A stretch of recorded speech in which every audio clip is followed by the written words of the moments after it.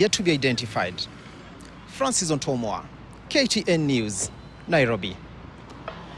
Well, with that piece, let's take a look at what is happening on social media, what's trending. And Musungu, thank you very much for joining us on the News Diary. People have died. Destruction of property has been seen. However, the Gen Z and the young people, among other Kenyans, were able to occupy Parliament. We've also seen the matter before the court, and as far as the deployment of KDF is concerned, what is the social media talking about this morning? Anne? Good morning, first, Ankidaris. Good morning. So first and foremost, this has been a chaotic week. So the amendment were passed on Tuesday, and we saw Gen Zs were not so happy about it. This led to destruction of properties across the country. We saw a part of Parliament was burnt. The Protestant broke in Parliament, destroyed a lot of infrastructure. We saw Nairobi County was also burned, Uganda House as well, and also some of the administration offices and houses of members of Parliament. Also, people on social media are not so happy about the ruling of the deployment of KDF to aid amidst the protest, because yesterday we saw the ruling in court was accepted, but only under, so we can get this. The High Court, however, gave the government 2 days to state the scope, duration, and areas of military intervention. I don't think this sat well with people on social media, because people are asking, is it really necessary to have KDF intervene in the protest? Because for many, it was just a peaceful demonstration. We saw thousands of Gen Zs out demonstrating, were not armed, but later on in the day, we saw the police throwing tear gas. A lot of people have been hurt, and also the speech of the president did not also sit well with the people, because among the key things that he said is only 6 people got injured and probably died during the protest. And we've seen also on the news yesterday that in the city mortuary there are a lot of people who are there and a lot of people who are dead. We cannot account really for the number. Yes. All right, and let's just talk about matter security as pertaining to, you said, hundreds of Gen Zs were out there. Pretty much in the evening, we saw some, robbery attacks here and there. What is social media saying about distinguishing between the true protesters who are peaceful for that matter and the goons who are purportedly, injected into this protest? Is that something also being spoken about on social media before we get into Safaricom as well, being spoken about as well? Anne? Yes. Because we saw that, most of the Gen Zs were demonstrating peacefully.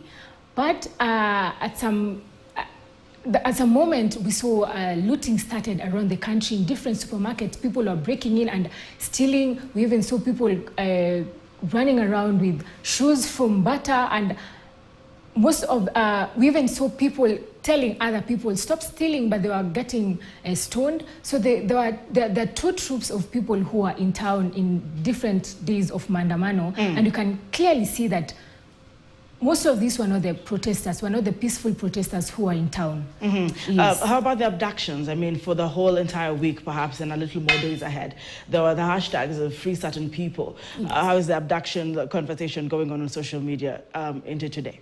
Okay, first and foremost, it's so sad that at an era like this, you get people abducted, and people on social media are not so happy about it, because we can recall a few during the rallies of Ruto and Gachagua, at some point we had them say that abductions will not take place in the country, but top activists and very vocal people about the anti-finance bill have been abducted, released at some point. But it's so sad because you have like around 6 or more activists who've been abducted but also released. But I don't think that is the way to go as a country also.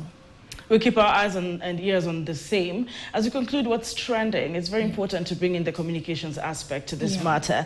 Of course, we've seen Safaricom come out on social media to give some clarifications, but there's a bit of a backlash over the internet outage and allegations of giving out people's information. How is that progressing on social media, Anne? It's not just backlash for people who don't support the finance bill now.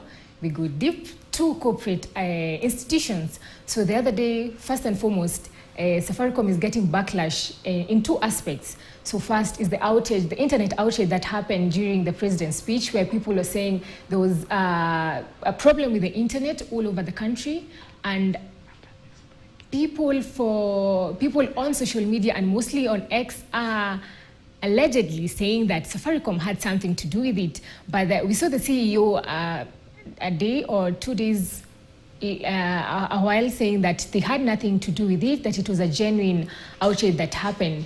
That did not sit well with people. Also, we've seen big influencers who are working with Safaricom come out and say that they're no longer going to work with Safaricom because they think that they have something to do with the information being given out about people who've been abducted. So you see influencers who are working with Safaricom say that they won't work with Safaricom. Yes. What is the hashtag this morning? What's trending right now as we conclude? What's the hashtag? Trending is the finance bill. Still.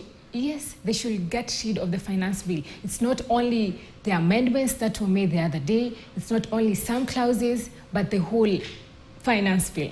Okay. Yes. I'm seeing here Arthur Okumu saying, allow the president to carry out talks with Gen Z. That is on YouTube. Kevin Ogwor saying Kenya needs a truthful president, not a pedestrian. Wycliffe Weir is saying the Gen Z should be dealt with. Different opinions now coming in on YouTube as well. Thank you very much, Anne Musungu.